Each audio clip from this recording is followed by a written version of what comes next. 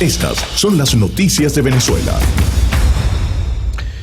El diario 2001 en Caracas trae como gran titular en esta mañana: vacuna Made in USA estaría a patemingo.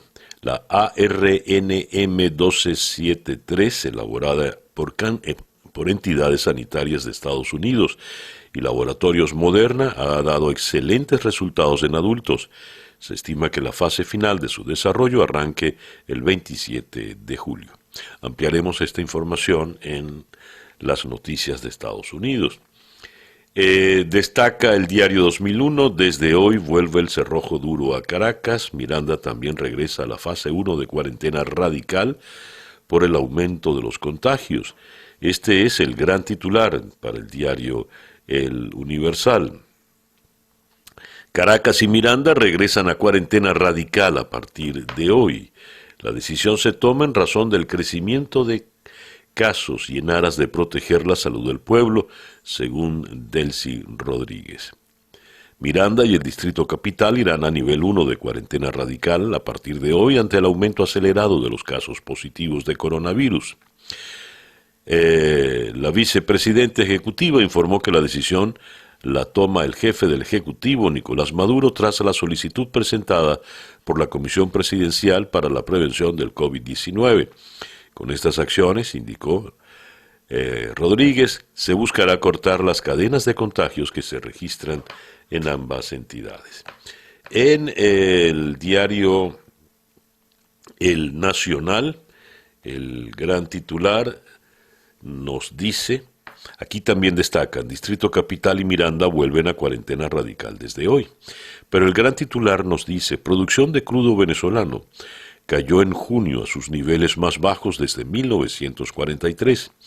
El bombeo del mes pasado fue de 393.000 barriles por día, bastante menos que los 573.000 barriles diarios del mes previo y 52% por debajo del promedio de 821.000 barriles por día del primer trimestre, según reseñó la agencia Reuters. El dato de junio revela que el total mensual fue el menor desde hace 77 años, cuando la naciente industria petrolera del país produjo 353.000 barriles diarios. La caída de las exportaciones a ese mínimo ha sido consecuencia, dice aquí, de las sanciones impuestas por Estados Unidos al régimen de Nicolás Maduro. Increíble cómo se le va este rolling entre las piernas al Nacional en su primera página. El tema de las sanciones, pareciera que la industria, según este titular, la industria venía de mil maravillas hasta que llegaron las sanciones, cosa que sabemos todos no es exactamente así. Destaca el Nacional en primera página. El CEOFAN pide denunciar a los que regresan. Si usted conoce a alguien en su sector que ha entrado por las trochas, denúncielo sin que nadie se entere. Ahora bien, eso en efecto es el CEOFAN, pero quien lleva adelante esta campaña, sin duda miserable, inaceptable, condenable desde todo punto de vista, es el propio Nicolás Maduro. Leo acá en esta información lo siguiente. Ahora se me perdió aquí en la tableta el dato de Maduro. Es Maduro. Anoche en cadena de radio y televisión, esto lo leo en el estímulo, pidió delatar a los trocheros y aconsejó en su lenguaje cero cañandonga. Fíjense esto. Estamos en batalla tremenda contra la pandemia. La cosa es de verdad verdadita. Cita textual. Entonces dijo, Iván Duque nos manda trocheros desde Colombia y para difundir ante la audiencia un correo electrónico para denunciar de forma anónima a personas que hayan llegado al país por los caminos verdes. Y entonces nos reproducen acá los tweets del CEOFAN, calle, edificio, número, casa o apartamento, sector, entre otras, todo lo que ayude para identificarlo directamente. Envíe estos datos sin identificarte al correo trocheros2020@gmail.com. Un trochero o una trochera infectado es un bioterrorista en tu sector que puede acabar con tu vida y la de tu familia. Denuncia. No tengas miedo, independencia o nada. Hay que ver que son miserables. Bueno, esta es la campaña que lanza directamente Nicolás Maduro. En otras informaciones sobre Maduro, Maduro perdió uno de los pocos aliados que le quedaban en la región con la elección de Chandrika Persad Santokhi como nuevo presidente de Surinam. Termina oficialmente la era de Desiré Bouterse, que era una aliada incondicional de Maduro. El nuevo presidente ya no lo es. Y tenemos declaraciones de la señora Michelle Bachelet, quien afirma el sistema judicial de Venezuela no es independiente. La alta comisionada de Naciones Unidas para los Derechos Humanos presentó un informe donde pidió al régimen que emprenda las reformas del Poder Judicial anunciadas en enero del 2020 con el fin de garantizar su imparcialidad, transparencia, accesibilidad y eficacia. El informe de la señora Bachelet señala la falta de independencia del sistema de justicia que se debe a la inseguridad en la titularidad de los jueces y fiscales, la falta de transparencia en el proceso de su designación, las condiciones de trabajo precarias y la interferencia política. Las víctimas de violaciones de los derechos humanos enfrentan grandes obstáculos para acceder a la justicia, lo que redunda en su revictimización. También leo acá entre sus recomendaciones, insta a Venezuela a que establezca un mecanismo independiente e imparcial para nombrar jueces y fiscales a través de un proceso público transparente. También solicita la independencia e imparcialidad de los tribunales antiterroristas y el fin de enjuiciamiento de civiles por tribunales militares. Asimismo, pide investigaciones prontas, exhaustivas, independientes, imparciales y transparentes sobre las alegaciones de violaciones a los derechos humanos, incluyendo la privación de la vida, la desaparición forzada, la tortura, la violencia sexual y la violencia de género, en las que se involucran elementos de las fuerzas de seguridad. Lleve a los perpetradores ante la justicia y garantice una reparación adecuada a las víctimas. Por último, la señora Bachelet insta al cese inmediato de cualquier intimidación, amenazas y represalias por miembros de fuerzas de seguridad en contra de familiares de las víctimas que buscan justicia. Así las cosas. El reloj indica en este momento, destaco estas declaraciones de Lorenzo Mendoza, quien habló en el Congreso Internacional Tendencias Empresariales, Innovación y Emprendimiento, organizado por la Universidad Católica Andrés Bello. Tiene que haber un cambio en el país que nos permita que el capital invertido tenga una retribución para todos. Nosotros tenemos 12 años sin rentabilidad. En cualquier parte del mundo ya hubiesen cerrado, pero nosotros tenemos una filosofía en la que pensamos que por encima de la familia está el país, refiriéndose evidentemente a la familia Mendoza. Señaló que todas las políticas se han tomado en el país en el ramo económico han sido un rotundo fracaso. Aquí lo que hay es pobreza y hambre. La realidad es que tenemos que empezar a abrazar una economía de mercado con competitividad y productividad. Salimos de esto haciendo cada uno lo que le toca. Salimos de esto con un cambio radical de las políticas económicas del país. Aquí hay miseria y hambre. Y al menos 35% de los ingresos petroleros perdió Venezuela en el año 2019, según las cifras de la OPEP. Noticias de Latinoamérica. Avión mexicano parte a España con el exdirector de Pemex acusado de corrupción, Emilio Lozoya. Lozoya, quien estuvo al frente de Pemex entre el 2012 y el 2016, aceptó recientemente ser extraditado desde España, donde ha estado detenido desde el mes de febrero. Siguiendo con noticias vinculadas con México, Esteban Moctezuma, titular de la Secretaría de Educación Pública Federal, aseguró que la decisión de regresar a clases no podrá caer sobre las instituciones de manera autónoma por seguridad de los maestros, trabajadores, alumnos y familias. De acuerdo con el funcionario, la noticia que ha recorrido las redes sociales sobre la decisión independiente de cada centro educativo de cuándo restaurar las clases presenciales es completamente falsa. Por otra parte, tenemos estas declaraciones de Evo Morales, pese a vivir desde hace 8 meses en Argentina, donde pidió refugio tras denunciar un golpe de Estado que lo derrocó de la presidencia boliviana. La actividad de Evo Morales es intensa. A la distancia lucha para que su partido vuelva al poder, pero alerta del atentado a la democracia que supondría que las elecciones se sigan aplazando con la excusa de la pandemia. Parece que la pandemia cae como anillo al dedo para los gobiernos de derecha. Cacerolazo en Chile en respaldo al retiro anticipado de la pensión por pandemia. El sonido de las cacerolas se escuchó en la noche de este martes en algunos puntos de Santiago de Chile y en otras ciudades del país, en apoyo al proyecto de reforma constitucional que busca permitir a los ciudadanos retirar de forma anticipada un 10% de sus fondos de pensiones por la pandemia. Brasil informó de 41.857 nuevos casos de coronavirus, alcanzando un total de 1.926.824 infecciones y otras 1.300 muertes debido al COVID-19, lo que eleva la cifra de decesos a 74.133, según el Ministerio de Sanidad, cifras oficiales.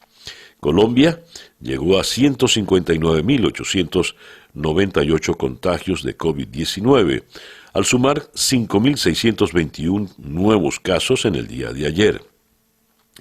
994 de estos casos fueron en el departamento de Antioquia, en cuya capital, Medellín, lleva cifras en aumento. Por otra parte, tenemos acá en la primera página del diario El Comercio en Lima, la aprobación al presidente Martín Vizcarra baja a 65%. Baja, pero sigue siendo altísima, ¿no?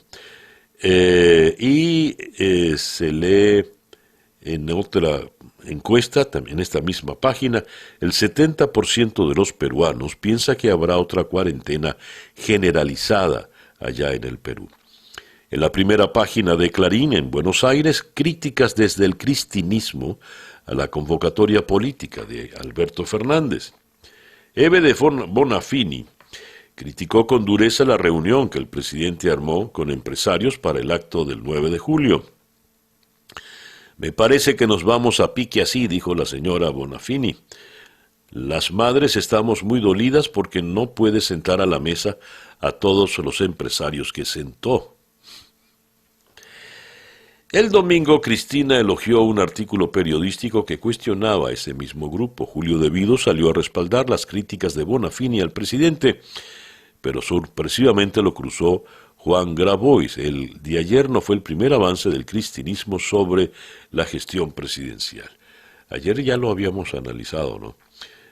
Pero por lo visto hay fracturas importantes entre el presidente, designado por la señora Fernández, y ella, la vicepresidente. Fernández le dijo a la señora Bonafini, él es el presidente de todos los argentinos y cree en el diálogo para poder avanzar. Escuchas Día a Día con César Miguel Rondón. Vamos a comenzar en la ciudad de Miami hablando con el analista político Frank Mora sobre la situación en Estados Unidos. Vamos a darle un vistazo a la situación electoral, al manejo de la epidemia del COVID-19, las críticas públicas que se hacen tanto Donald Trump como el doctor Anthony Fauci. ¿Qué está pasando en la Casa Blanca? Luego vamos a ir a Caracas para conversar con Humberto Prado, el comisionado por el gobierno interino de Venezuela para los derechos humanos, a propósito del informe más reciente de la señora Bachelet con relación al sistema judicial venezolano, que no es independiente de ninguna manera del Poder Ejecutivo. Después vamos a ir hasta Ciudad de México para conversar con Joely Ramírez a propósito de la extradición a México desde España de Emilio Lozoya, el que fuera presidente de PDVSA.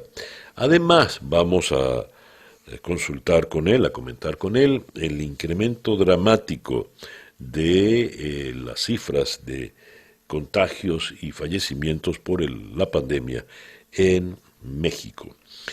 Después vamos hasta Madrid, donde conversaremos con el destacado político español Francisco Aldecoa, Pachi Aldecoa, para conversar con él, no de España, aunque quizá lo toquemos, pero nos interesa, él es un experto en todo lo que tiene que ver con Europa como un todo. Las elecciones de Duda, la ratificación de Duda en Polonia como presidente, ¿qué nos dice cuando llega un hombre de extrema derecha, un radical de la derecha al poder? ¿El mundo se está yendo a los extremos? Veremos. Vamos a tener una entrevista muy importante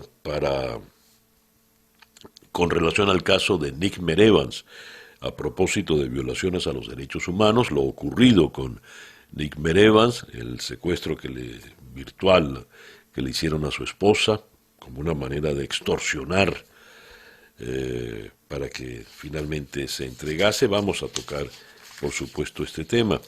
Y vamos a cerrar con una jovencita, Juliana Yusti Cavalín.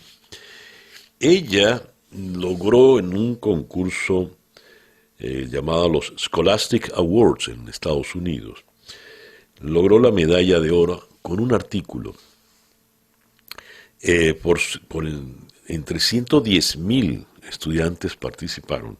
Esta jovencita ganó la medalla número 1 con su artículo. Colores adictivos. ¿Y saben cuáles son los colores adictivos? Pues los de el piso y las paredes de Cruz 10 en el aeropuerto de Maiquetía. Ella es una venezolana que emigró con su familia, es una adolescente y cuenta lo que fue su salida del país. El papel literario del Nacional publicó este precioso artículo este pasado fin de semana, y en la página, en mi página que está a disposición de ustedes, cesarmiguelrondon.com, tenemos también el artículo. Recomiendo ampliamente su lectura y será nuestra última entrevista de hoy. Ella está en la ciudad de Norman, en Oklahoma. Esa pues nuestra agenda para el día de hoy, miércoles 15 de julio del año 2020. El editorial con César Miguel Rondón. En el portal Su Noticiero leo este trabajo. Crisis en la Fuerza Armada Nacional Bolivariana. Maduro planea destituir a un grupo de altos oficiales afectos a Diosdado. Muertes misteriosas, incluso en el seno del principal cuartel venezolano, Fuerte Tiuna. Eso es parte de la crisis que está sufriendo la Fuerza Armada Nacional Bolivariana, mientras Nicolás Maduro corre una frenética carrera hacia la consolidación de la destrucción de la institución castrense. El ministro de Defensa, Vladimir Padrino López, en su visión de futuro, trata de capitalizar lo que podría ser su inversión política ante su cada vez mayor avance de politización de la Fuerza Armada. Aunque Padrino López se haya mantenido en el cargo, ya no representa el poder que incline la balanza hacia algún lado, por lo que trata de sobrevivir radicalizando su discurso. De allí viene lo que dijo el 5 de julio retando a sectores de la oposición que sin duda reaccionarían tal como ocurrió. Este trabajo luego nos pasa a comentar el gran número de presos políticos que son militares, las torturas terribles que les infringen. Ahora, hablar de la destrucción institucional de la Fuerza Armada Nacional Bolivariana conduce ¿a qué? Uno no sabe. Siempre supimos, porque así es la historia en nuestro país, como lo es en América Latina, que cualquier cambio político de importancia pasa por una alcabala militar, es decir, los militares son los que dan la buena pro, en definitiva porque son los que tienen el monopolio de las armas. Mas en Venezuela, por lo visto, ya ese monopolio no está, o ya el monopolio no existe como tal, porque hay armas por todas partes. Por lo pronto, la Fuerza Armada Nacional Bolivariana, en su comando operativo, el llamado CEOFAN, se ocupa de perseguir a venezolanos. Las armas terroristas, bioterroristas, que son los pobres venezolanos que regresan con todas las tragedias a cuestas, el fracaso encima, luego de haber emigrado, porque Venezuela no pudo darles las condiciones mínimas de vida, fueron a buscar otra vida, una vida mejor en los países vecinos. El COVID frustró todos los planes y ahora regresan. Y resulta que al regresar los califican de bioterroristas, la CEOFAN, y pues pone el CEOFAN entonces estos tweets terribles.